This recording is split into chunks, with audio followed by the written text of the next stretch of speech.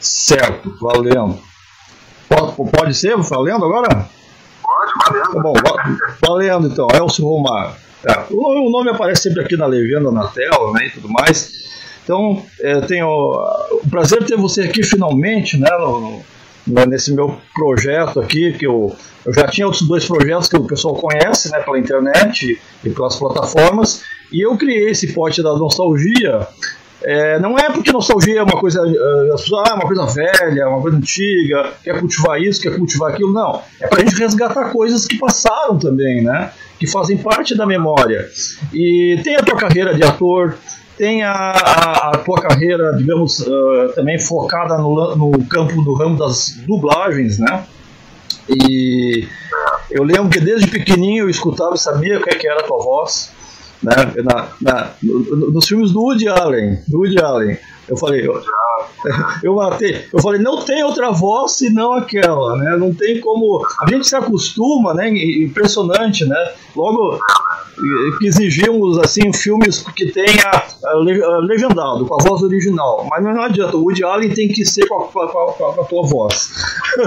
Inclusive tá aqui, ó, tá aqui atrás, ó. Bom, inclusive tem uma. Vamos ver se eu puxo depois aqui. Tem um filme aqui que colocaram a tua voz no Blu-ray, né? Não sei se você sabe. Do lançamento. Não. É Noivo Neurótico, Noiva Nervosa. Noiva Nervosa. Tá por aqui o filme. Bom, vamos começar assim. O que a nostalgia representa pra você? Vamos começar com essa pergunta. Rapaz, nostalgia é saudade, é uma história de vida, né? É uma história de vida. A minha vida toda, graças a Deus, eu recorro à nostalgia, gosto muito, porque me acompanhou durante a infância toda, durante toda a minha vida, né? E é sempre bom relembrar o passado. Nossa, eu ia viver duas vezes. Há quem não goste, né? Mas aí é de cada um, né? Mas quem tem a sensibilidade, quem gosta, quem tem esse carinho pelas coisas antigas, tudo se comove, gosta. Sim. Imagina. Clássicas, né? Clássicas.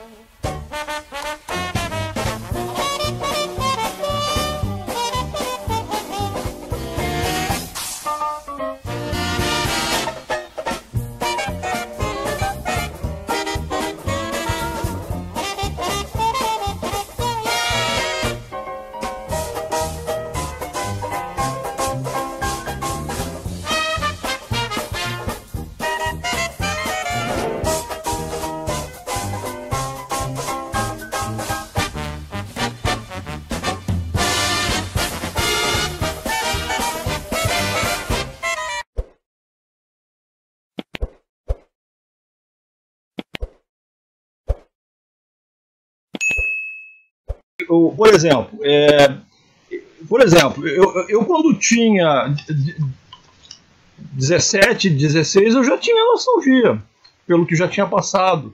Então é uma coisa que independe de anos, né? De coisas assim palpáveis. Tem alguma coisa que você goste assim, tipo disco, selo, livros, sei lá, discos, tem alguma coisa assim, ou nunca teve, assim, você nunca teve nada assim? Não, claro, imagine, músicas, eu gosto muito das músicas antigas, né? Eu gosto muito de Nat King Cole, Frank Sinatra, aqui, inclusive, eu gosto muito de Orlando Silva, eu gosto muito de Carlos Galhardo, entendeu? Dalva de Oliveira, adoro. E Lupicínio Rodrigues, adoro as músicas dele. Entendeu? Então, eu acho, rapaz, é impressionante. O passado, no dia de ontem, se você foi feliz no dia de ontem, o dia de ontem já é passado. Mas você vai ficar com saudade. Vai ter nostalgia do dia de ontem. Entendeu? Nós estamos falando aqui, quando terminar o nosso bate-papo, isso já vai fazer parte do passado. Mas, entendeu? Vai dar saudade de conversar com você. Nostalgia é isso, rapaz. Nostalgia é viver. Sim. É impressionante. Você falou, como tem uma outra atriz que teve aqui, agora felizmente cada dia a gente tem uma gravação, e ela disse assim, de repente quando acabar tudo aqui, a gente já vai sentir falta, né? Uma coisa estranha no ser humano, de querer, porque, por exemplo, você nunca teve aquele lance de querer ir num local, num prédio, num bairro, num lugar, para tentar achar aquele passado, que passou, aquele momento que você entende? Resgatar aquele momento, já foi sim. Foi onde eu passei a minha adolescência. Eu fui lá na Ilha do Governador, encontrei com vários amigos. Mas também tem uma coisa, porque você vai tentando até resgatar o passado, ou voltar aqueles bons tempos, mas você de repente não encontra a mesma situação, né? Você não encontra as mesmas pessoas sempre, várias pessoas já faleceram e tudo. Então fica um misto, né, de nostalgia, de alegria de rever as pessoas e de tristeza, porque várias pessoas já partiram. Então você não pode ter contato com todas elas, entendeu? Mas sabia que... Aqui em Formal, tomei um gole de café. Você sabia, eu vou te dar uma dica, mas é uma dica que eu caí. Mas é bom para quem, até para todo mundo aí que está assistindo, né? Que eu sei que quem já participou também das entrevistas assiste a do próximo, né? Tem essa corrente também. Você sabe que aquelas câmeras VR, eu acho que é VR, tem umas câmeras que estão lançando agora, que se você filmar o lugar que você gosta, vou dar um exemplo, né? Tem câmeras que são baratas, algumas, outras são caras, de 360 graus. Se você filmar, por exemplo, daqui a 10 anos for assistir, você vai botar o óculos, né? Bota um óculos, e você vai estar dentro do cenário. Você acredita? Porque a filmagem ela é feita em 360 graus. Então você vai estar dentro do lugar. Eu já fiz isso. Então é impressionante. Imagina você pegar aquela... Não, você pode filmar, gravar uma pessoa, por exemplo. Uma pessoa que de repente até você quer guardar, ou sei lá, o que for. Mas você vai pegar o óculos, por exemplo, vai pegar um óculos aqui. Eu tenho um óculos ali, ó. Eu até posso mostrar daqui a pouco. Você vai botar o óculos e vai estar dentro da cena. Impressionante, né? Impressionante. Impressionante, mas eu acredito, eu imagino o avanço que existe hoje aí da tecnologia. Então, daqui a pouco a gente vai se teletransportar. Daqui a pouco, em vez de você me entrevistar, eu vou aparecer aí dentro. Você vai vir aqui, a gente vai gravar uma nova entrevista, né, daqui uns anos aqui. Bom, eu dei uma dica, né? Até eu estou estreando isso, eu não falei nos outros programas sobre isso, estou falando agora. Então o pessoal procura aí câmera VR. Eu até quero fazer um filme, agora eu já falei, quero fazer um filme nesse sistema. Eu estou estudando as câmeras, que evidentemente que para filme tem que ser mais uma resolução maior. E as cenas de música, como eu não sei se você está acompanhando ali que eu estou fazendo um de música, e até gravei Calbi, assim, Calbi, que começou lá no rock, Celi Campelo, aquele pessoal do início, Carlos Gonzaga, que um dia eu fui na casa dele, estava chovendo, né? Porque eu gravei ele anos atrás, né? E esse material eu fui guardando, né? Evidentemente que não, alguns que eu gravei atualmente. E aí a gente tem tudo isso, toda essa forma de querer trazer um passado na memória afetiva de cada um.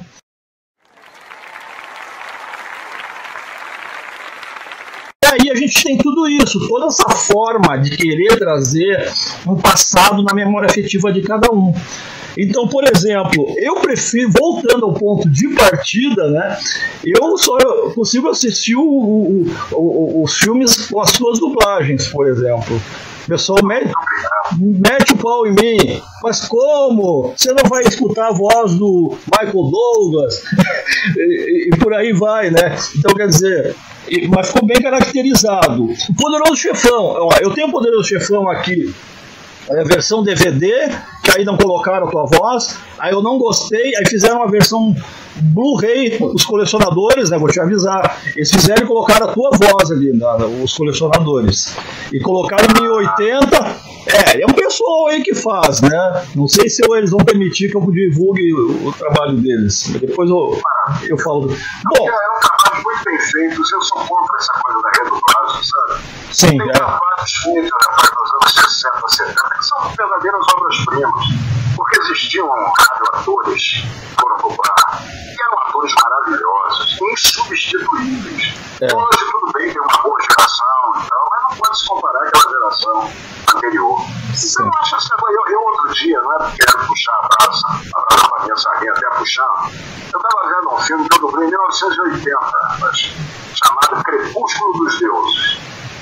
Eu dublei o William Holden e uma radioatriz maravilhosa chamada Neuza Tavares, já falecida, dublou a Gloria Swanson, e o mordomo, quem dublava era o Joaquim Mota, que dublou muito Kojak e tal. É uma obra-prima, me desculpa, mas é uma obra-prima. Sim. Entendeu? Tanto que não foi redublado até hoje, mas se vier a ser, eu vou ficar muito chateado, porque eu adoro esse filme, adoro o meu trabalho e adoro o trabalho dos meus colegas. Sim. Entendeu? Então eu sou muito contra essa coisa de redublagem. Crepúsculo dos Deuses, você falou. Crepúsculo dos Deuses, Eu devo ter aqui. Se eu não me engano, mas você não tem mais essa dublagem. Eu digo assim. Mas passa no Telecine Cult, toda vez que tá. Ó, que agora eu achei, ó, pra mostrar pro pessoal aqui, ó. Poderoso Chefão. Que o Elcio faz o James Caan, é isso? James Caan. Na primeira e na segunda parte, né? A terceira não tem, porque o James Caan não quis participar. Já estamos quase em 1946. Ninguém mais quer derramamento de sangue. Não quis participar. Ele morre, Panaca, Não, mas é o seguinte, é que poderia. Não, mas é que, olha só. Acontece o seguinte, ó. O terceiro filme, ele tem flashbacks. Tem flashback. E foi feito, né, não tão panaca assim, né? E ele foi remontado agora, passou nos cinemas. Our true enemy has not yet shown his face. When they come, they'll come at what you love. Hello, I'm Francis Coppola, and I would like to tell you a little bit about my experience working on what was released as The Godfather Part 3. The third film, Mario Puzo and I, when we wrote it, had called it The Godfather Coda, The Death of Michael Corleone. Mr. Corleone, we have a problem. I said we make him dead. You give me the order, I'll take care of it. Because of Paramount Pictures' kindness in allowing me to revisit this project, I have re-edited it, and I have given it what really isn't a new title, but rather the original title, Coda, The Death of Michael Corleone. Just when I thought I was out, they pull me back in. In musical terms, a coda is sort of like an epilogue. It's a summing up, and that's what we intended the movie to be. You'll see a film which has a different beginning, has a different ending. It's not personal, Godfather. It's only business. Many scenes throughout have been repositioned, and the picture has been given, I think, a new life, which does in fact act as an illumination of what the two films meant. Friends, our business together is done. So here is The Godfather, Coda, The Death of Michael Corleone. Eu não sei se... Parece que eu ouvi falar que tinha assim, um flashback de James Caan, né? Ou seja, se viesse a ocorrer, né, seria um lance de colocar a tua voz, de repente, na dublagem. Agora... Bom... Se vier pro Rio, fatalmente vão me chamar. Se for para São Paulo é um pouco difícil. Se bem que agora a gente tem um intercâmbio muito bom e tal, mas aí eu não sei. Se fosse o personagem principal, se fosse Marlon Brando ou Al Pacino, eu acredito que eles me procurassem. Ou Robert De Niro, eles iam me procurar. Sim. Mas o James Caan, ele, apesar de ser um ator maravilhoso, fantástico, o papel dele é participativo nesse filme, entendeu? Sim. Ele não tem, tanto que ele nem segue a saga, ele nem faz o 2 nem o 3. Não, o 2 ele não tá, né? O 2 parece que ele não tá. Não, o 2 é o seguinte, não, o 2 tem a briga aquela, tem aquela briga no final do filme, antes do Marlon Brando chegar. Escute, dê um pulinho até lá e vai ajudar um bocado, não é? Você lembra? Sim. A briga dele com quem? Com o James Caan? Com o Patino. Sim, tá. Porque a dublagem aparece.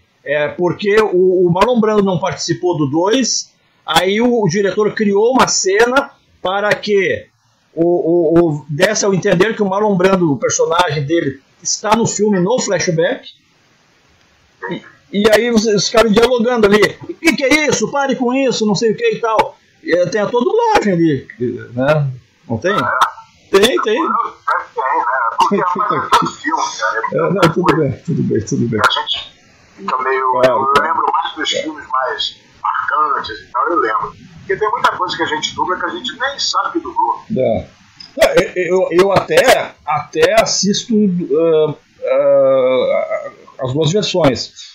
Mas assim, eu digo da legendada e a dublada. Mas a dublada tem que ser aquela que você fez. Aí esse pessoal pegou e corrigiu assim, falhas que tinha, né?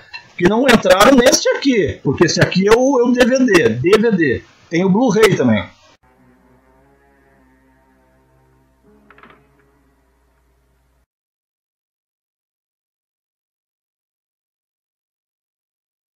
Vamos lá. Como é que você se interessou pela arte de representar, né? Pergunta inevitável. Agora essa luz ficou boa. Isso aí é a luz de mensagem. É do celular. Bom, mas eu comecei pelo seguinte, eu quando era garoto, a televisão estava começando. Estava começando ainda, estava nos primórdios e tal, então eu me interessava muito pelo rádio, por isso o meu interesse pela dublagem também. Porque o meu negócio era o rádio no ouvindo as séries de rádio, Jerônimo, Melhor de Sertão, Aventura de Lado, o Teatro de Mistério, aquelas coisas todas.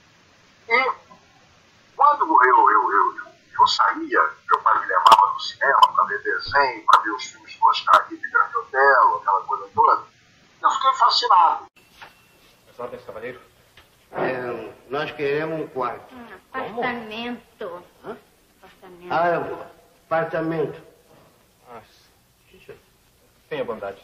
Aqui no outro balcão. É lá. Eu te falei que tinha que dar essa voltinha aí. Tu é teimosa mesmo. Qual o tipo de apartamento que deseja? Nós temos reserva. Sim, senhor. Um nome para observar. Anastácio Fortuna. Perfeitamente. O homem do Sputnik? Ele mesmo. Em carne, osso e tutano.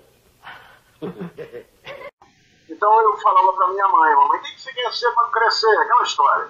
Eu quero ser artista de cinema. Porque eu me encantava com aquilo. E um dia o meu pai me levou para assistir uma peça no Teatro Recreio, com Oscarito, Grande Otelo, Laura Soares, e estreando, estava uma menina... Opa! O que foi? Aconteceu alguma coisa aqui? Não, tudo bem. Estreando uma menina chamada Brigitte Blair. Estava estreando. E eu aí fiquei encantado. Já não queria mais ser artista de cinema, queria ser artista de teatro. Então eu só comecei a minha carreira aos 23 anos, porque eu era aluno de uma escola militar e poderia sair oficial, mas aí no meio do caminho eu joguei a toalha. Não quis mais. Vim para cá, fiz a minha faculdade paralelamente à escola de teatro, fiz a Direito lá da Matriz, sou bacharel, mas não exerço. E aí comecei a tentar a minha carreira. E eu fui para onde? Fui primeiro para a dublagem, porque eu adorava a rádio, adorava as vozes, aquela coisa toda, e ouvia as pessoas que eu ouvia no rádio dublando. E um dia eu fiz um teste, com uma semana na dubladora eu já peguei personagens fixos que a gente chama, são personagens que atravessam uma temporada toda de uma série, ou personagens significativos de um filme. Então, eu comecei a fazer dublagem. Aí, eu queria fazer teatro. Como fazer teatro? Porque teatro você não bate na porta pedindo emprego. Teatro você tem que aparecer para que os colegas te vejam. Então eu fui tentar televisão. Aí eu fiz participação, comecei fazendo participação em televisão, aquela coisa toda, até que o tio Erval Rossano me viu no comercial que eu fiz, no consumo dos comerciais que eu fiz, e me chamou para fazer o Feijão e o Sonho, 76. Então com ele ali eu fiz umas 4 ou 5 novelas. Sim. E aí o que acontece? A novela permitiu ser conhecido não só pelo público, mas pelos colegas, que começaram a me chamar para fazer teatro. Aí, a partir da primeira peça, já estou na 47ª peça, de 47 e 48, tem que contar. 47 e 48 peças de teatro. 47 e 48 peças de teatro. Então, pronto. Aí a minha carreira se estabeleceu. Agora eu não faço teatro, porque evidentemente com essa pandemia toda, não só o teatro, a televisão, o cinema, tudo está prejudicado, né? Mas até pouco tempo ainda vinha trabalhando muito. Graças a Deus. Costumo seguir uma linha de tempo e aqui, ó, eu vou dar o nome aos bois aqui, você vai comentando, né? Se você achar pertinente, a gente comenta, porque eu vou jogando a imagem na tela também, certo? Então vamos lá. A novela O Rebu, você fez o investigador Alexandre em 1974, 75. É uma participação? Aquilo ali não era nem para eu ter feito, porque na realidade eu fazia um fotógrafo. Acontece que o rapaz que fazia o detetive teve um problema, e era uma novela cuja história se passava em 24 horas, então não podia substituir ninguém. Então quem ia fazer o detetive? Aí a Guta, que foi quem me deu as oportunidades de participação, novela e tal, falou, não, o Elcio faz. Eu fiz e deu certo, o autor, Braulio Pedroso, na época, foi imensamente satisfeito e tal, e ali eu comecei a fazer algumas coisinhas em televisão melhores.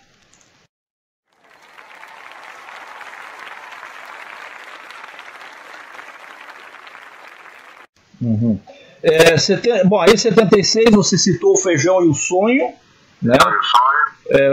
Papel de Ivan, não sei se você quer comentar alguma coisa de bastidores, né? Uma novela maravilhosa, deu a primeira oportunidade, elenco muito bom. O único problema ali é que a Lúcia Alves fazia minha mãe, e a Lúcia Alves tem a minha idade. Sim. Coisas da televisão. Até hoje eu chamo ela de mamãe.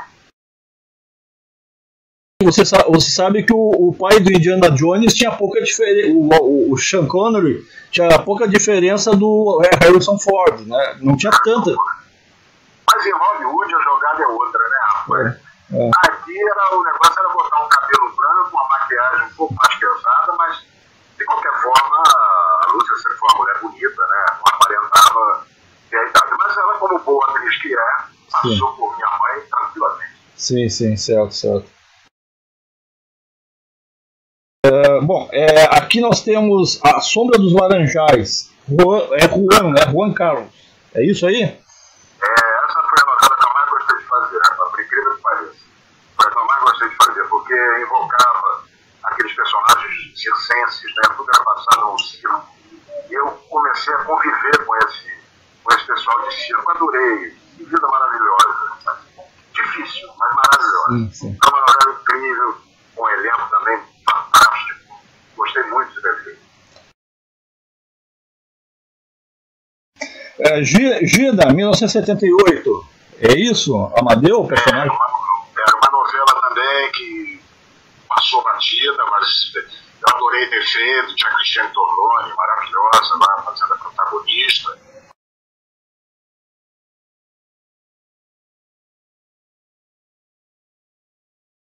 Luiz Cardoso, era uma novela. Eu gostei muito de ter feito, mas infelizmente não fez sucesso. Sim. 1979, você fez uma participação na série Carga Pesada, personagem Ciro, no episódio Moralidade se Conquista, tá correto? Eu Em 79, eu me lembro de ter feito um episódio chamado Pogrom. Não sei se foi... Ah, é isso aí. Não, aqui tá. Pogrom, moralidade se conquista. É isso que está aqui. Eu me lembro só como Pogrom. Foi muito boa a participação, muito boa. Muito legal, eu adorei ter feito. E a repercussão foi muito boa. Sim. Bom, qualquer coisa que não esteja de acordo aqui, você me corrige, por favor. Claro, fala contigo. Porque nem tudo que está aqui é 100%, né? Você sabe como é que é a pesquisa, né? Vocês têm alguma coisa... Tá tudo batendo tranquilamente. Bom, a Marina, novela. Essa eu vi várias cenas, e um colecionador me passou uns capítulos. Não tinha lance de cavalo ou eu estou enganado? Não, tinha pior. Tinha moto. Eu tinha que andar de moto, eu tinha que fazer um motoqueiro. Mas isso aí foi uma conquista minha, porque eu não sei andar de bicicleta. Eu não sei andar de bicicleta. Eu tive um problema quando era garoto, que eu caí 2 vezes, quebrei a cabeça, nunca mais quis saber de bicicleta. E tinha que andar de moto.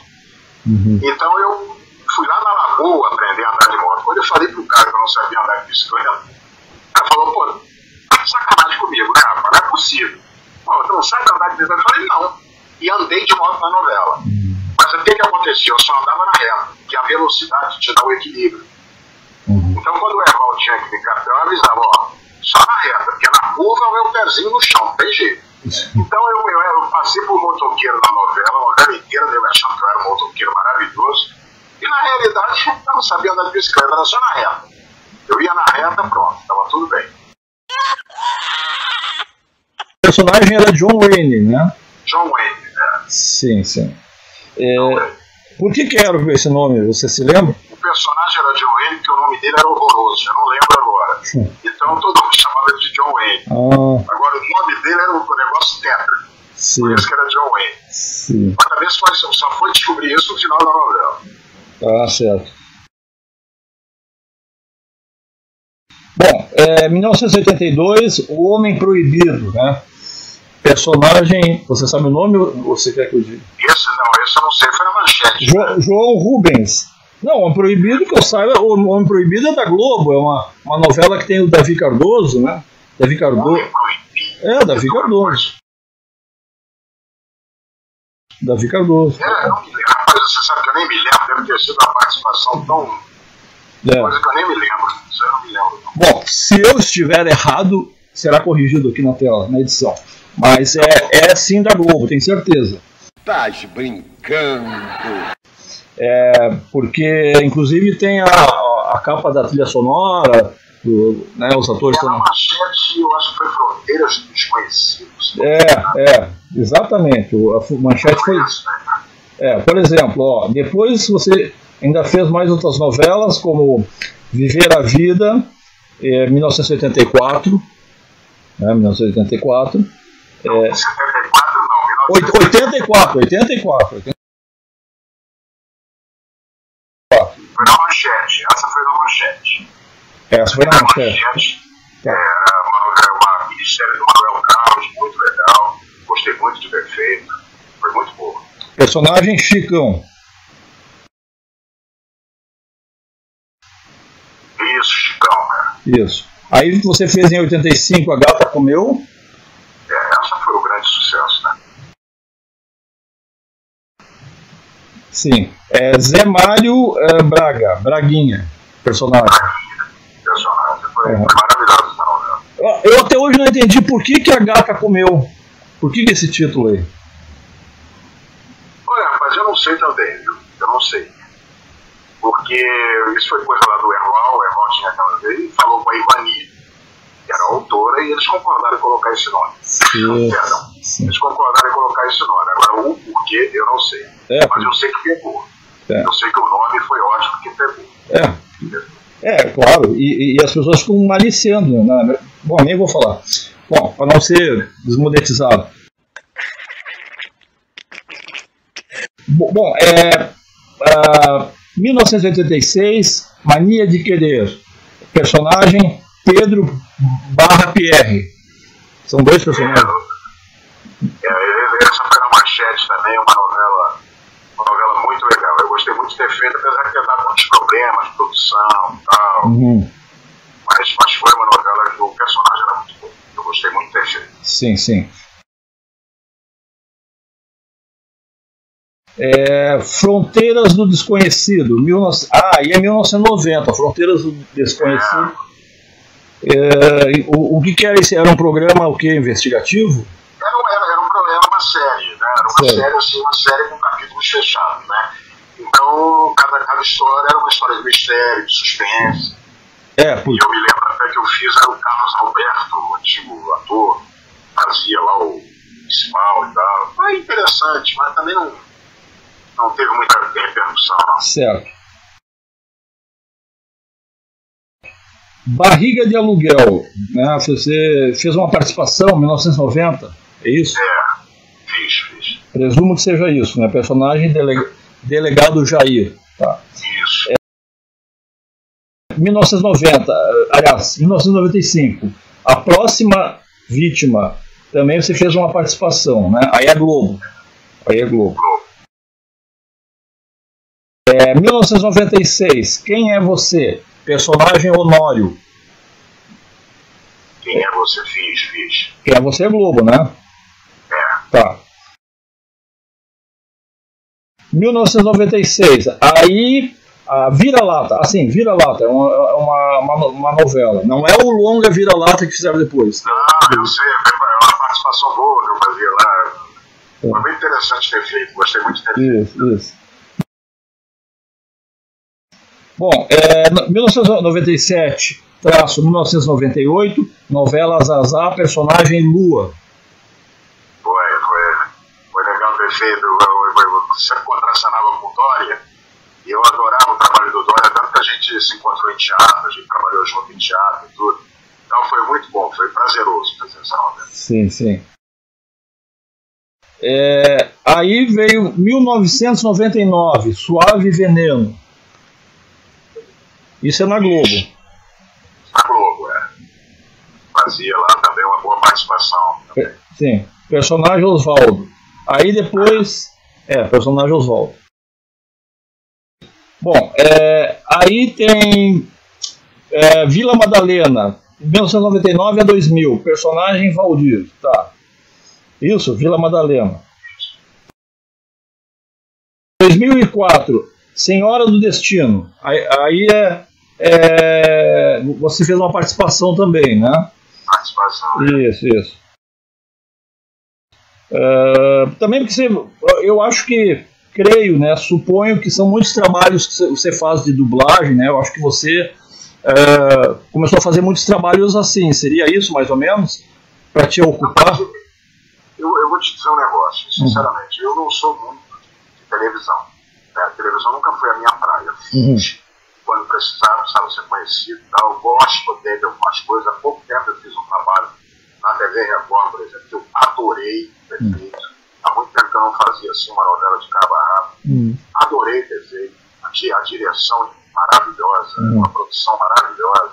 A novela, claro, não fez sucesso. Aí, porque a Record nada. O capricho deles é o mesmo em todas as produções. Sim.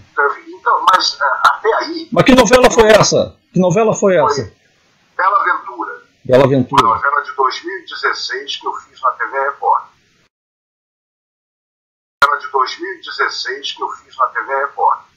Certo. Fiz a temporada, os 8 meses de novela. Certo. Agora, antes disso, eu na Globo, eu só fazia participação. Por quê? Porque me tomava muito tempo, rapaz. Novela é uma coisa que toma muito teu tempo. Você entra lá, você tem hora para entrar, tem hora para sair. Você não pode marcar nada. Eu tinha as minhas dublagens, tinha o meu teatro. E teatro complica, porque às vezes você está com o teatro na cidade, uma peça na cidade, e você está gravando lá no Projac. Para você chegar a tempo, era um problema. Então eu comecei a cortar qualquer coisa assim que tivesse uma participação muito grande, eu cortava porque eu queria fazer teatro e tinha as minhas dublagens. Então eu fazia participações pequenas, eu tirava um determinado dia ou 2 dias, fazia essas participações e me mandava, entendeu? Mas nunca foi assim o meu grande barato, assim, fazer televisão o tempo todo, eu ficar em televisão o tempo todo. Eu gosto de ficar solto, né? Eu gosto de ter horário para tudo, mas ficar solto. Cinema, o que você lembra de ter feito de cinema, assim? Rapaz, cinema eu fiz Rei dos Ratos, né?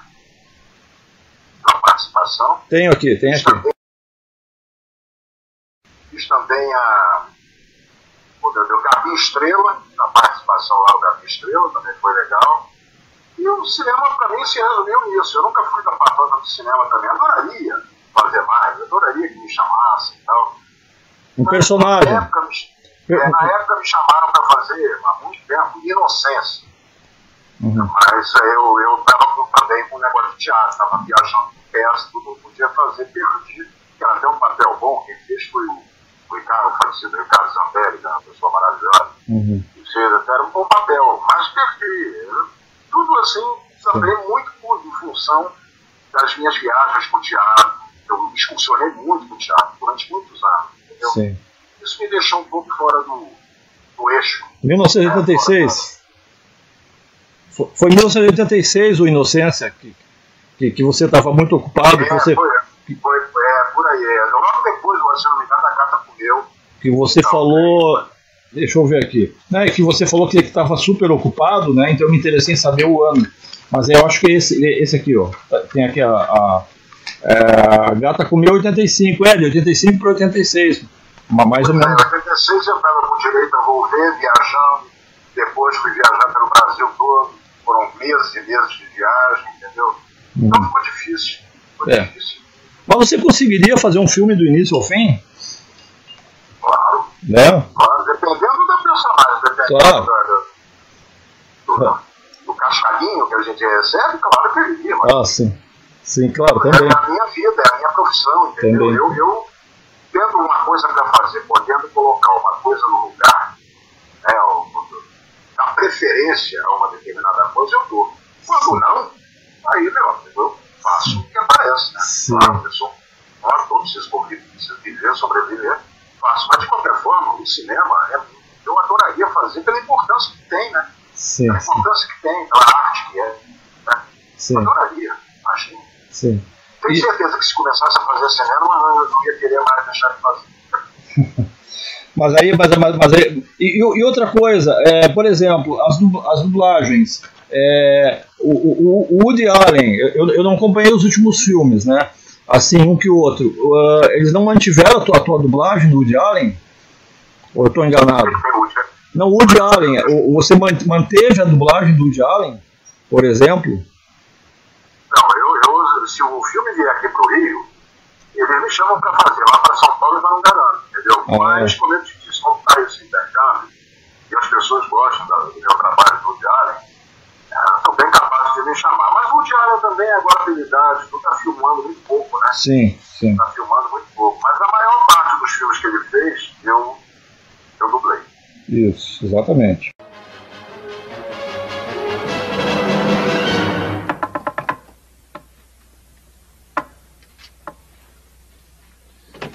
Eu quero falar com você. O que você está fazendo aqui? O que quer dizer com isso? Eu falei com a Mary, você não ia me dizer nada, não, é? Eu ia conversar com você. Fala baixo, tão em aula. Onde é que a gente pode ir pra conversar? A gente conversa. Então vamos lá. Vem comigo. Como é que você conseguiu passar pela segurança?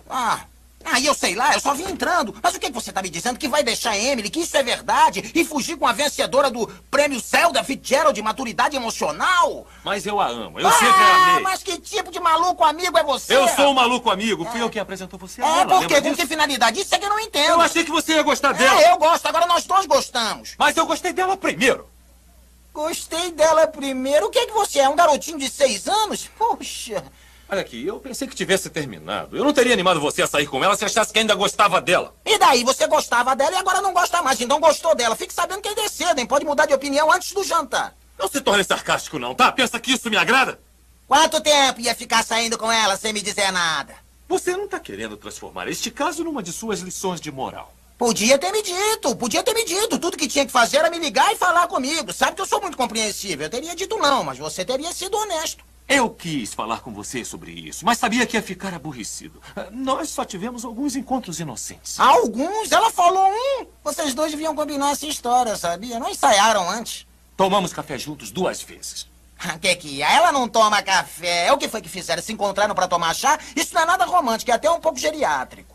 Você tá pensando que eu sou santo, é? Mas você é muito condescendente com você mesmo, não está vendo? Sabe, olha, esse é o seu problema, é todo o seu problema. Você racionaliza tudo, não é honesto com você mesmo. Você fala em escrever um livro, mas no final preferiu comprar um Porsche, não é verdade? Você trapaceia um pouco com Emily e brinca de verdade comigo. E a próxima coisa, fique sabendo, você vai estar diante de uma comissão de investigação dando os nomes, denunciando os seus amigos. Você é tão cheio de virtudes. Olha aqui, nós somos apenas seres humanos. Quem você pensa que é, hein? Você pensa que é Deus? Mas o que você acha, meu filho? Eu tenho que me guiar por alguém. Tá, e você aí fez Michael Douglas. Você fez...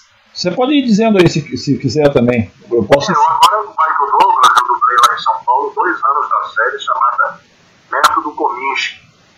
Ele faz o professor de teatro, tudo é muito boa a série. Ele e o Alan Arkin. São os dois atores. Ele, inclusive, foi premiado. Em 2018, ele foi premiado como melhor ator nessa série de comédia. Método Kominsky. Muito bom. Você fez o Liam Neeson do Batman Begins, é isso? Batman. Liam Neeson, né?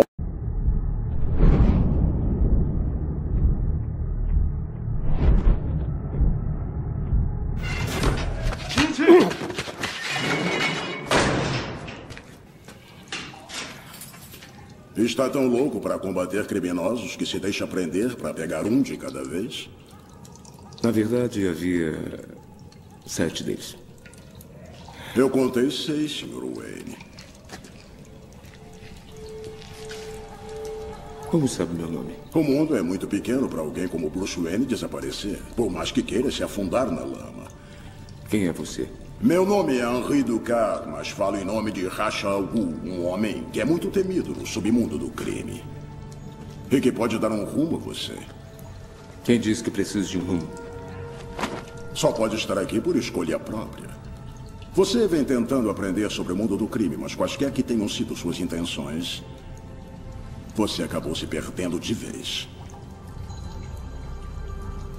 E que rumo Ra's al Ghul oferece? O rumo de um homem que, como você, odeia o mal e deseja servir à verdadeira justiça.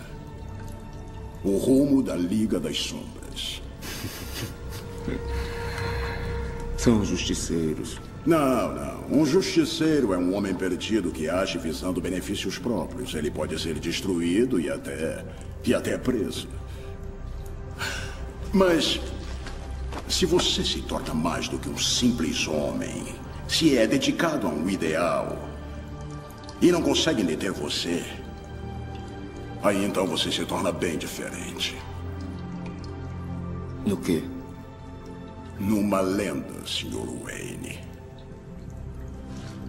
Amanhã o senhor será solto. Se estiver cansado de lutar com ladrõezinhos e quiser alguma coisa a mais, há uma flor azul rara que cresce nas montanhas do leste. Pegue uma dessas flores. Se conseguir levá-la ao topo da montanha, talvez ache o que procurava inicialmente. E o que eu estava procurando? Só você é quem pode saber. Philip Seymour Hoffman, no Jogos Vorazes, em Chamas, temos aqui também. Eu acho que com a dublagem também. Quer dizer, deve estar no DVD.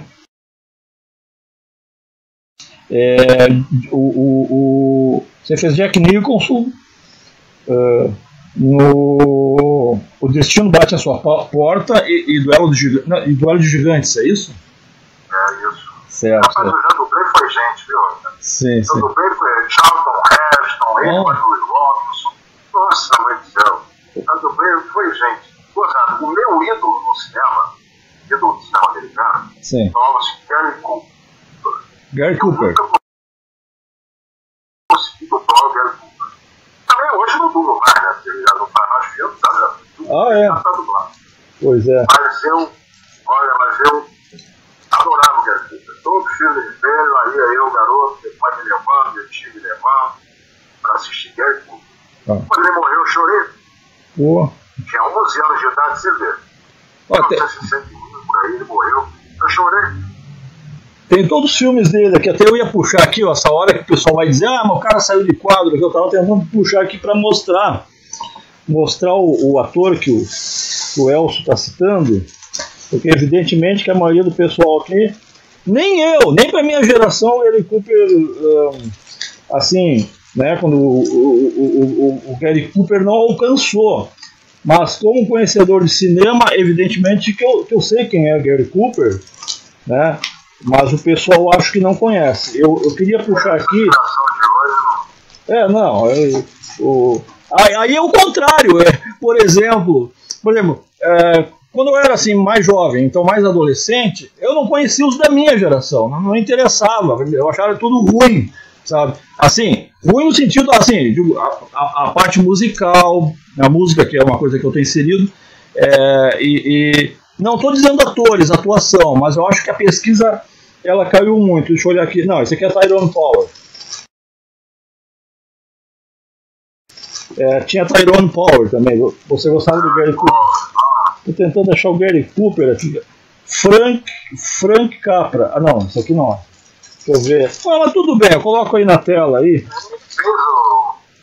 fez a Vagabundo, que foi a Chacata. Sim. Eu estou tentando encontrar aqui. Errol Flynn. Uns falam Errol Flynn. Vamos ver aqui. Tyrone Power. Cary Grant.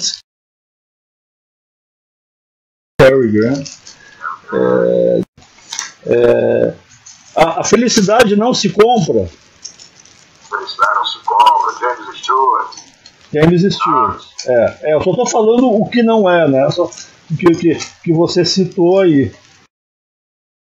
Os filmes que eu estou aqui mexendo são da década de 30. É mais década de 40 também, né? Agora, eu acho que assim, ó, esses atores que eu citei foram inspirando vocês, assim, depois, né? Porque a gente sempre tem o passado que eu analiso. Por exemplo, que eu vejo, assim, os atores sempre citam alguém anterior à sua geração, né? Bem antes, assim. A gente nunca, quer dizer, com exceção de alguns, nunca usa a própria geração como referência, né? Tipo, né, por exemplo, quando você era, digamos, jovem, vamos colocar assim, na tua geração, quem é que tinha ali? Dustin Hoffman, acho que é isso, tá correto? Me corrija. Dustin Hoffman. A minha geração, na realidade, era Al Pacino. Marlon Brando. Estivemos em Carboville, lá na corrida. Um grupo de motociclistas passou por aqui ontem. Não pararam. Este é o prêmio que vocês ganham por tentarem se matar? É isso. Quer pra você? Não. Ah, o que é isso? Vamos, pegue, pode ficar. Não. Fique. Não pode fazer isso. Você o ganhou. Al Pacino, Jack Nicholson, entendeu? Isso nos anos 70, entendeu? Eu já estava com mais de 20 anos. Sim. E na minha geração mesmo, ainda era Marlon Brando, Paul Newman. Sim. Entendeu? Era uma turma dos anos 60, esse tinha Sidney Poitier. Sim. Era uma turma... Que já vinha antes. Vieram antes. Não, o Sidney já está com 92 anos. Eu digo assim, ó, geração mesmo, a geração ali, ó. Vamos pegar assim, deixa eu ver. Não sei se dá para usar novelas como referencial, mas assim, atores também, né? O que tinha na anos 70? Vamos pegar ali, Mário Cardoso, vou dar um exemplo, Mário Cardoso, ali, né? É isso, né? Tá correto? Mário Cardoso, como é que é o outro ali, o Marcelo Pique. Pique, né? Pique. Tá, Marcelo Pique. Eu lembrei. Como é que é? O Tarcísio Meira já não era. Tarcísio Meira já era mais ou menos, né? Assim. Mas ainda tinha o Francisco, o Tarcísio Meira, esse pessoal ainda atuava. Sim. Mas eu digo da tua geração, entende? Da tua geração, porque você tinha 20 e pouco. Da minha geração tinha o Mário Gomes. Mário Gomes também, né? Que é, por exemplo, o galã. Osmar Prado. Esse ator fantástico. Tinha uma geração muito boa, e eu sempre digo, mas eu aprendi muito com os meus colegas. Sim. Tanto em televisão quanto em teatro. A melhor forma que você aprende, que você tem que aprender a representar, aprender a se comportar em cena, é você olhando os seus colegas. Não tem escola de teatro melhor. É você olhando. Eu trabalhei, graças a Deus, com atores maravilhosos, fantásticos, que me ensinaram muito. Sim, sim. Me ensinaram muito. Só vendo eu já aprendi. Ah, sim, sim. O Stefano Essercian, né? O Stepan ou Stefan? Stepan. Ah. O Stepan é até um pouco mais novo, mas também é dessa geração. É porque eu tenho aqui o filme, aquele que ele fez ali de 1970, que era Marcelo Zona Sul. Ele é François Courton, né? E ele tá tão criança ali, quase criança. Aí daqui a pouco ali por 75 ele já estava adulto, parece que tomou fermento, né? Então como ele amadureceu rápido em relação aos outros, né? Os outros já eram mais adultos, assim, você, né? Sempre teve um porte, assim. E ele, assim, eu vi, né? Porque eu vi o filme aqui, tem um filme aqui, uma qualidade muito boa, inclusive. E ele era criança, né? Engraçado isso. Agora, pode falar. Todo mundo envelhece, né? Todo mundo vai crescendo. Sim, mas vocês já, assim, por exemplo, vocês já eram mais, assim, jovens adultos. Ele era uma criança, assim, sabe? No filme mostra isso, em 1970. Aí daqui a pouco parece que tomou fermento e o cara cresceu, né? Até 74, 75 ele já estava adulto, né? E ali pro final da década de 70, aquele, né, parece que foi mais permanente, né, a presença dele, ele foi amadurecendo rápido, né? Mas tudo bem, isso é bobagem de comentário aqui. E como é que você, que eu fiquei sabendo, como é que você virou diretor de dublagem, assim, né? Como é que te convidaram? Eu já dublava há tempo. E eu quis me aventurar nesse ramo, entendeu?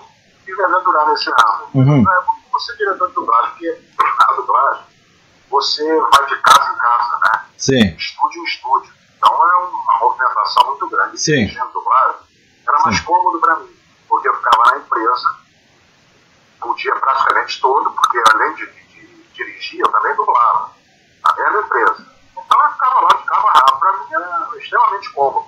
Sim. Mas também existe aquela coisa inquieta, entendeu? De você querer fazer outras coisas. Uhum. Então eu fiquei um tempo dirigindo dublagem, um bom tempo no final. Aí depois me afastei, voltei só a dublar. Aí dublava lá em outras empresas. Sim, certo. Mas foi uma experiência ótima. Mas o lance da dublagem não é propriamente o cara se tornar um profissional. Porque, por exemplo, se você achar um cara que tem uma voz distinta, não vai pesar mais isso? Uma voz característica necessária? Não, mas o problema não é ter voz. Às vezes existem pessoas que têm uma voz maravilhosa, mas não conseguem dublar. Não, tudo bem. Não conseguem ter leitura dinâmica, entendeu? Porque tem que ter uma leitura dinâmica, interpretação, uma série de outros fatores compõem o dublador. Sim. Tá, mas tudo bem, não, entendo isso, mas é natural. Mas eu digo assim, mas contando com esses elementos que você citou, se você pegar um cara que tem uma voz, eu não falo a voz, sabe, a potência, né? Por exemplo, aqui você não tem condições de ver minha voz natural. Mas, por exemplo, já falaram que eu devia dublar, por exemplo, eu faço vozes, né? Alô, você está aqui? Não bem assim, mas eu falo tem uma voz impostada até no telefone, né? E as mulheres pelo menos falavam, nossa, tinha que estar no rádio, tinha que estar dublando, mas assim, eu fiz muito teatro, sabe? Aí eu engrenei para ficar diretor, né? Trabalhar com cineasta, mas eu também trabalhei, entende? Então me falava, minha voz assim, ela fica bem impostada. Tá brincando. Se você pegar um sujeito com as técnicas exigidas, aliás, as habilidades, e tiver o cara com uma voz normal, mas não característica, peculiar, e pegar um cara que realmente tem uma voz distinta, digamos, como a tua, como a do cara lá que faz o Al Pacino, lá, fez muito o Al Pacino, né? Que até não lembro o nome dele agora, mas vamos colocar aqui. Ricardo Schnetzer. Isso. Ricardo Schnetzer. Beleza. Excelente, claro. E se não vai pesar mais se tiver um cara assim? Olha bem, eu quando escalava, primeiro eu obedecia a gente chama de boneco, né? Ou seja, o dublador que dublava aquele determinado ator. Mas às vezes isso varia muito, porque o cara dublou o ator quando o ator tinha 20 anos de idade. De repente o ator está com 50. Então aquela voz dele já não cabe mais. Sim. Eu tenho que pegar vozes que sejam vozes que se adequem a personagem, entendeu? Sim, mas isso... Por exemplo, você vê o meu caso, eu dublo o Woody Allen e dublo o Michael Douglas, são vozes completamente diferentes. Sim, então você tem que ver também a versatilidade do dublador, até onde o dublador pode chegar. Sim. E isso você sabe que você trabalha com o cara dia a dia, e como você trabalha nisso, você sabe, entendeu, diferenciar, distinguir quem é que pode fazer aquela personagem. Sim, certo. Sim, mas o que eu quero dizer é assim, ó. A personalização da voz. Por exemplo, se você for encontrar um profissional ou um aspirante que tenha uma voz que lembre aquela que você fazia Woody Allen e Michael Douglas e demais, não vai pesar mais, tipo, pô, mas esse cara aqui ele vai, assim, com todas as exigências que você falou, esse cara aqui vai funcionar perfeitamente para seguir fazendo. Você não acha? Mas o problema é, como eu te falei, o problema não é só a voz. Sim. O problema é a dicção, a interpretação e a leitura dinâmica. Sim, mas... Eu posso colocar esse cara para fazer. Sim. Se ele não conseguir. Tá, mas se ele tiver tudo isso, é isso que eu quis dizer. Se ele tiver tudo isso que você exigiu, tá? Sim. A pergunta é essa. Se ele tiver todas as características solicitadas e tiver que escolher entre um cara com uma voz... Entende? A personalização não é a voz. A personalização. Você não vai optar pelo melhor? Claro. Vou optar pelo melhor. Se ele for o melhor, será ele. Sim. Então, é isso que eu digo. Porque ele pode ter uma voz que o público memorize mais o personagem, entende? Que ele fique no inconsciente, assim, entende? É isso que eu quis colocar. Entendi. Isso. Claro, é sempre o melhor. Escolhe sempre o melhor. Por exemplo, pode ser ele novo, pode ser ele mais antigo, pode ter ele experiência ou não, a gente vai no melhor.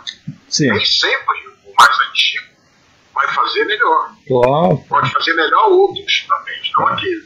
Por exemplo, se eu chegar lá com uma voz, eu sou o Gary Cooper, o que você acha? Eu poderia fazer este trabalho, que tal? Aí você vai dizer, meu filho, eu tenho que seguir certos padrões aqui e de versatilidade também, né? Isso que você diria, eu acho. Aí eu vou colocar você para fazer. Depois vou ver o seu teste e vou ser honesto com você. Claro. Eu dar ou não dar. Claro. Eu vou falar disso. Claro, tô brincando. Foi sem querer querendo. Mas assim, bom, Elcio, o que você se interessou, fora cinema, teatro, dublagens, tem alguma coisa que você fez extra que a gente não saiba? Já no teatro, na Rádio Nacional, trabalhei como rádio ator. Sim. Assim, no meio dos anos 70. Sim. Era a Daisy Lúcia, inclusive, que era diretora de rádio teatro. Sim. Ela gostou muito do meu trabalho. Eu emendei lá uma novela, entrei no lugar de um cara que tinha se machucado, um rádio ator, tinha se machucado, e aí ela gostou tanto do meu trabalho que eu fiz mais 3 radionovelas como o galã. Sim. O galã lá da radionovela. Só que o rádio pagava muito pouco. Sim. A dublagem pagava mais. Aí eu conversei com ela, que é muito sentida, mas ficou minha amiga até o dia que ela morreu. Ela era uma pessoa maravilhosa desse curso. Nossa, que pessoa maravilhosa. E aí eu falei com ela, ela entendeu e tal, e eu fui lá para a minha dublagemzinha. Sim. Segui a vida. Sim. Não, mas eu quis dizer assim, ó, você não, uma coisa que ninguém saiba, por exemplo, você não cantou, por exemplo? Você nunca cantou, por exemplo? Não, eu só cantei em dublagem, rapaz. Só cantei assim, personagens que eu tinha que cantar em dublagem, eu cantei. Mas também não é a minha área. Sim. Sabe? Eu sempre falo, eu vou cantar para o desespero do maestro. Não dançou? Mas eu depois de cantar, eu até gosto, mas não cantar não dá. Sim, certo. Até dinheiro, vou continuar como dublador, como ator. Sim. Que dublagem você gostaria de ter feito e ninguém te passou assim, por exemplo? Tem alguma coisa que você gostaria de ter? Olha, eu acho que já em dublagem eu fiz tanta coisa boa, tanta coisa que eu gostaria de fazer e tal. Agora, tem um filme que é o meu filme favorito que eu gostaria de ter participado da dublagem. Não sei onde é que foi dublado, aqui assim, em São Paulo, chamado Cinema Paradiso. Esse filme, para mim, é um filme extremamente significativo, que eu amo. Gostaria muito de ter participado da dublagem dele. Não deu, mas eu ainda assisto ele até hoje. Sim. Agora, e atualmente, você está fazendo o que, assim, em termos de... Atualmente, rapaz, eu até em razão da pandemia, e eu também estou com um problema aqui na minha perna, que eu cheguei a falar com você que eu vou operar no dia 29, que é para voltar a caminhar normalmente. Eu estou com a ajuda de muleta, porque é uma prótese mal colocada por um médico incompetente. Então agora eu vou fazer uma operação com outro cirurgião para ver se resolve esse problema. E a pandemia também, né, a cultura está toda prejudicada. Teatro então municipal. Né? Então não estou sem fazer nada, só dublando. Dublar ainda vou presencial.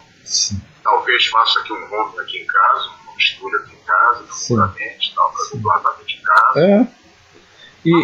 E as séries não estão sendo... Porque o pessoal está consumindo muitas séries. As séries não estão sendo prejudicadas nas dublagens, porque eu vejo que... Sim, também, né? Mas, por exemplo, quando a gente não pode dublar no nome, a gente dubla presencial, é o meu caso. Então eu vou lá e dublo as séries presenciais, entendeu? Que eu tenho que dublar. Só que agora, depois de janeiro, fevereiro e março, eu não vou poder trabalhar, eu vou ficar de molho. Sim. Então eles vão ter que segurar a série, ou então me substituir. Você está em que série agora? Olha, eu faço o Chicago Med, faço da Netflix o Vision River, faço o Método Kominsky, que deve voltar ao 3º ano, faço uma outra série, se não me engano, chamada After Day, também na Netflix, que é um ator chamado Nick Gervais, eu dublo. Por aí, faço uma outra sériezinha, tudo mais papéis menores, entendeu? Que interferem tanto na trama, é aquele fixo que entra, fica 2 capítulos e morre. Maravilha. Então, não dou trabalho para ninguém. Sim, certo, beleza. Qual é o sentido da vida na vida de um artista, você acha?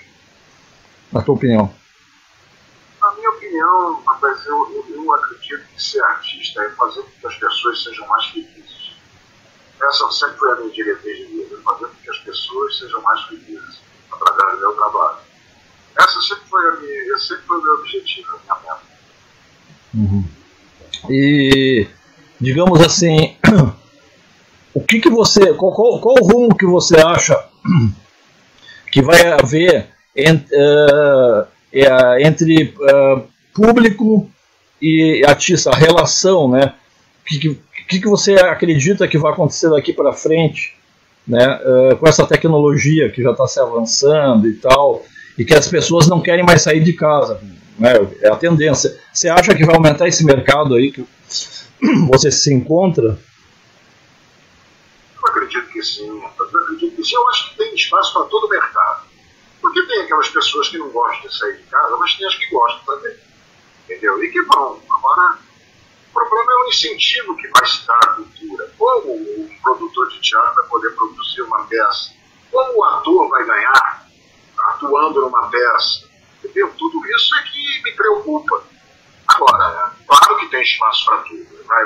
A televisão, assim que terminar essa pandemia, se Deus quiser, vai terminar, a televisão vai voltar a toda força, o teatro vai bandear um pouco, mas também vai chegar lá, e a dublagem vai continuar o seu rumo. Entendeu? Porque hoje em dia você liga a televisão, tem muitas séries para você assistir, tem muitos longas para você assistir. Sim. Então vai sempre ter mercado, eles não vão parar de filmar. Sim. Não vão parar de filmar. Então vai ter sempre trabalho. Sim. Por exemplo, eu entrevistei a Dilma Lois anos atrás, uns 4 anos atrás, uma coisa assim, e ela faleceu, né? Depois ela faleceu, todo mundo sabe. Ninguém queria entrevistar ela. Eu vou dizer o seguinte, né, o meu protesto aqui, eu procuro resgatar todo artista que eu considero bom, mas que a mídia também não, né, valoriza. Tem uma legião de seguidores que ninguém imagina, embora você vai lá, mas tem tantas visualizações, mas acontece que o pessoal tem preguiça de clicar no vídeo do YouTube, então não computa, não contabiliza.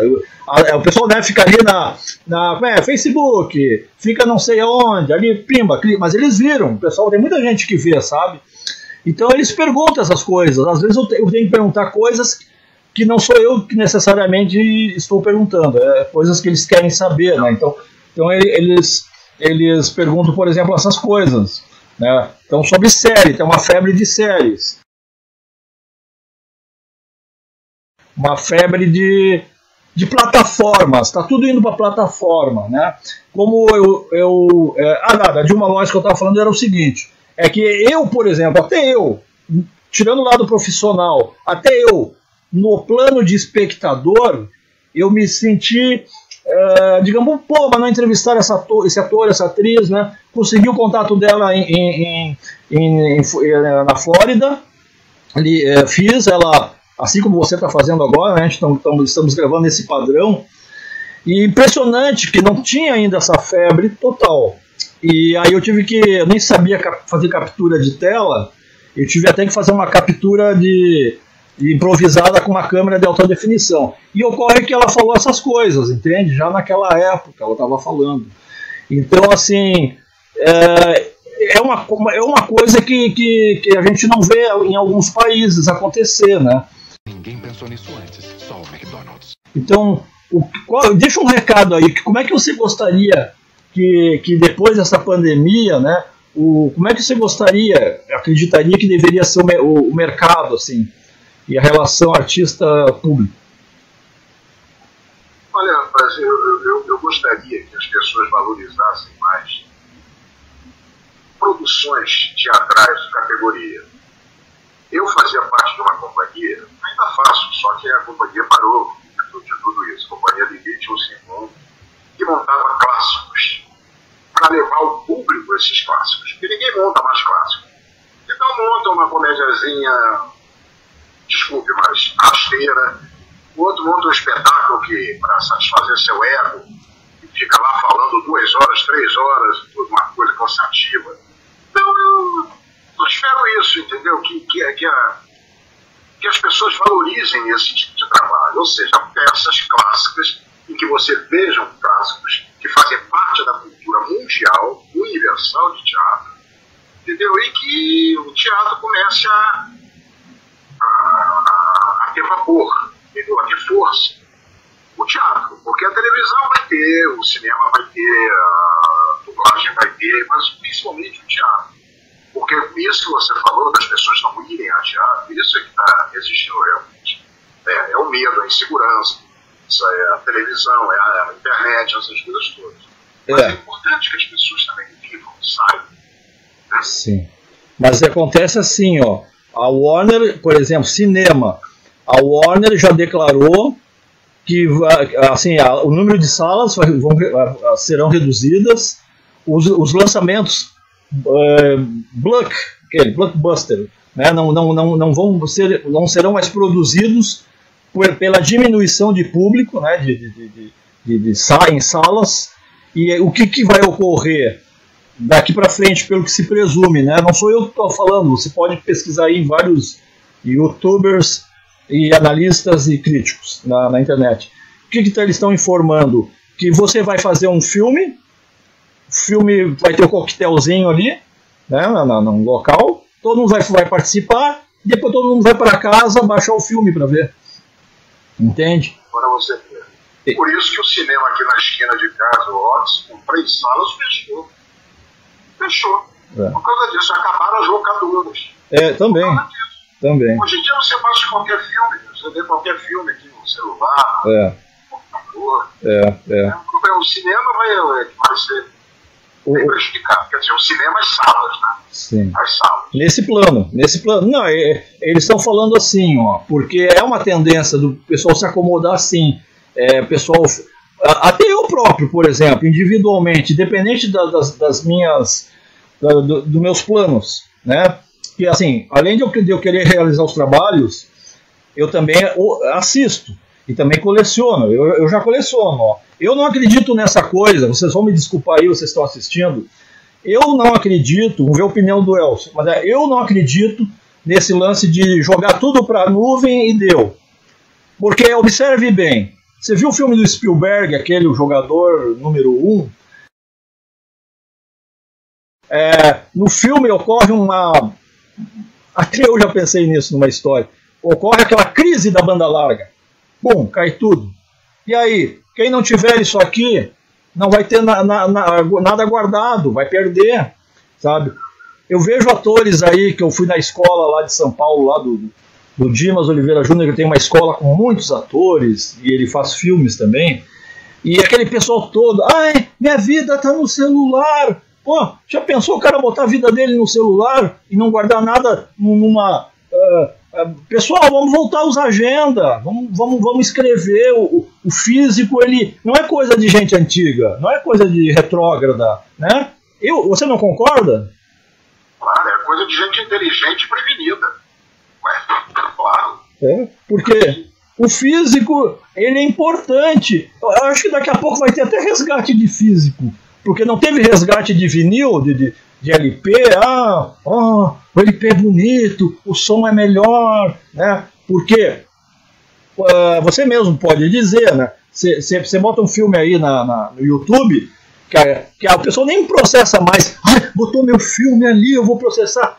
Pô, o pessoal sabe que isso aí é divulgação, né? Você vê um filme que quando o Carlão Reichenbach estava vivo, ele não teve tanta repercussão do filme dele, de exibição, nas salas, quanto ele teve ali no YouTube.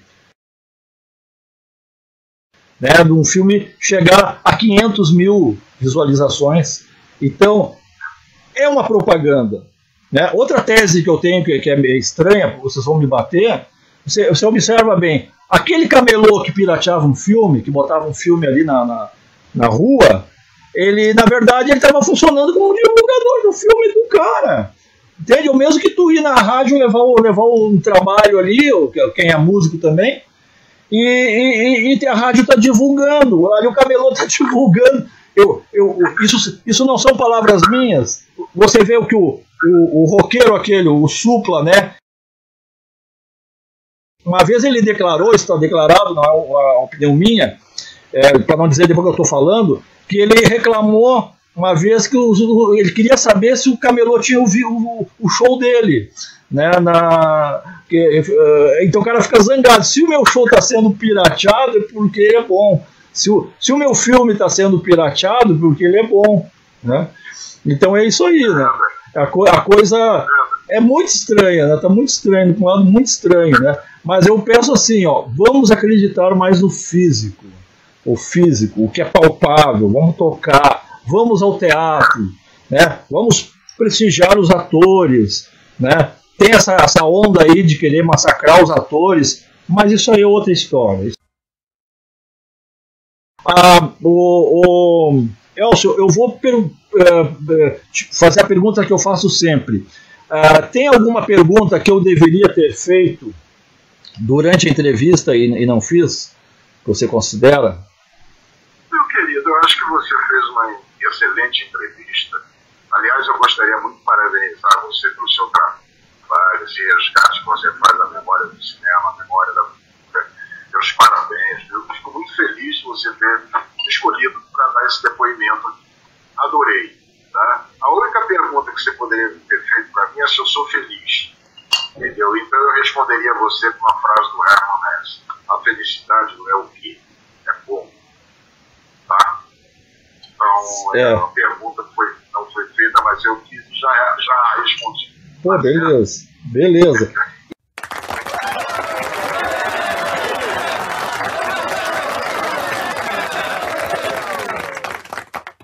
Aqui no final a gente sempre inverte, né? Ontem eu recebi o Carlos Eduardo Novaes, que é um grande dramaturgo,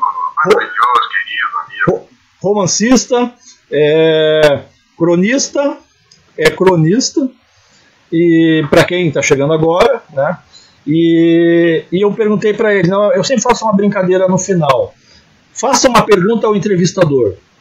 Então, você pode perguntar qualquer coisa. Tem alguma pergunta que você poderia fazer ou não?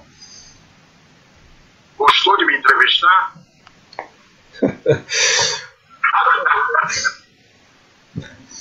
Sim. Sim, tanto que eu gostaria até que você, numa próxima ocasião lá na frente, mas aí vai estar super ocupado, de retomar alguns temas aqui, a gente falar de outras coisas, caso... Sim, porque o ano passado você estava super ocupado, né, então eu não consegui o contato, então a pandemia teve um efeito assim, né, de certa forma, por outro lado... Porque, mas além da pandemia, eu ainda me submeti a uma cirurgia que é essa, sim, que eu vou tentar corrigir agora no dia 29, então eu fiquei 3 meses parado por causa da cirurgia, depois fiquei 3 meses parado por causa da pandemia. Sim. Depois, quando comecei a trabalhar com uma dificuldade danada para caminhar. Enfim, sim, mas agora está tudo bem, está tudo certo. Se Deus quiser, vai dar tudo certo. Sim, vai dar tudo certo. Vamos aguardar as notícias também.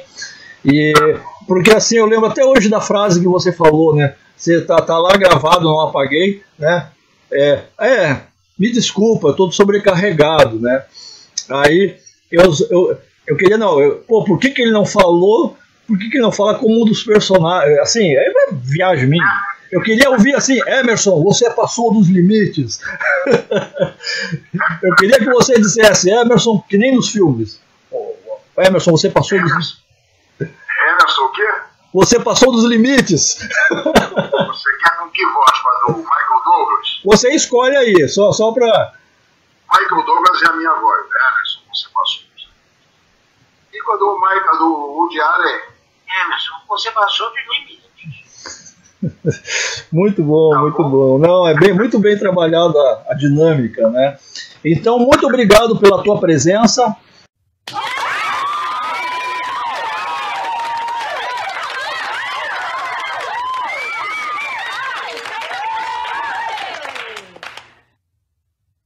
Então, aqui o Ponte da Nostalgia te agradece, o público, a tua gentileza e a tua disponibilidade, e continue mantendo contato aí, né? Muito obrigado.